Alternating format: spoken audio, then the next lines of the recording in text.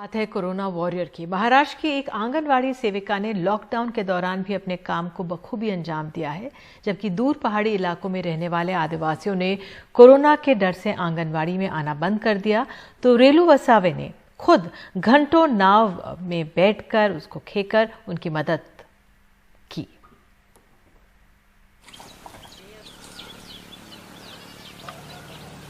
सत्ताईस साल की आंगनवाड़ी सेविका रेलू रमेश वसावे चाहती तो लॉकडाउन में आदिवासियों के ना आने का बहाना बनाकर बैठ सकती थी, लेकिन ये खुद नाव लेकर निकल पड़ी सातपुड़ा की दुर्गम पहाड़ी इलाकों में बसे आदिवासियों के घरों तक, ताकि बच्चों को सरकारी पूरक पोषण आहार मिले और गर्भवती माताओं को उचित मार्गदर्शन।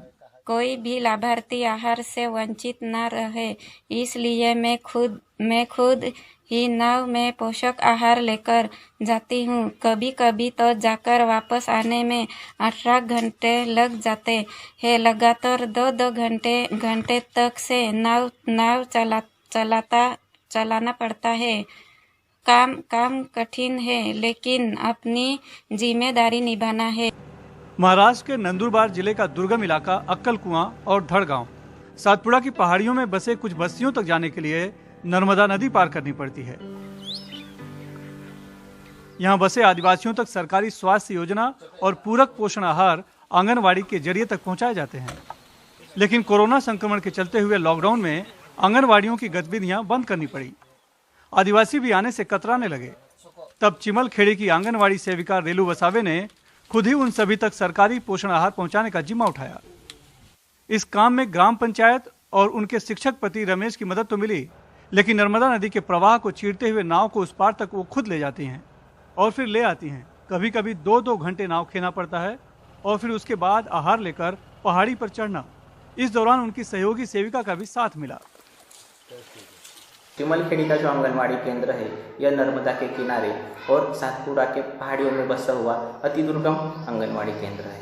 कि इसके जो इलाके हैं, इसके कुछ ऐसे इलाके हैं कि वहाँ जाने के लिए रास्ते नहीं हैं। इसके बावजूद भी यहाँ की जो हमारी आंगनवाड़ी ताई है, रेलू ताई, जो काम कर रही है, यह काम सबके लिए एक मिसाल बन चुकी है।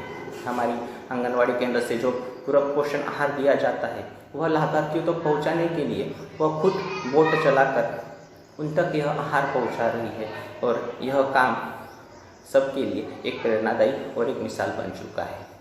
रेलू रमेश वसावे की तरह ही संगीता दिलवर भी अपने दुर्गम इलाके में इसी तरह एकात्म बाल विकास सेवा योजना के तहत समाज के सबसे गरीब और वंचित वर्गों तक मदद पहुंचा रही हैं। पिंपल खुटा में 96 आंगनवाड़ी हैं, जिनके जरिए सरकारी 6 महीने से लेकर 6 साल तक के बच्चों को पूरक पोषक आहार, आरोग्य पोषक आहार, स्तनदा माता, गर्भवती माताओं के स्वास्थ्य, आरोग्य शिक्षण और टीकाकरण जैसी योजनाएं लाभार्थियों तक पहुंचाई जा रही हैं। महाराष्ट्र में तकरीबन 1,08,000 आंगनवाड़ी केंद्र हैं और 2 लाख के करीब आंगनवाड़ी सेविकाएं। 500 से भी ज़्यादा सरकारी योजनाएं रेलू ताई जैसी सेविकाओं के जरिए ही समाज के सबसे वंचित लोगों तक पहुंच पाती है, लेकिन उनकी भी अपनी समस्याएं हैं। उम्मीद है मंत्रालय में बैठी सरकार अपने सबसे महत्वपूर्ण घटक की जरूरतों का भी ख्याल रखेगी।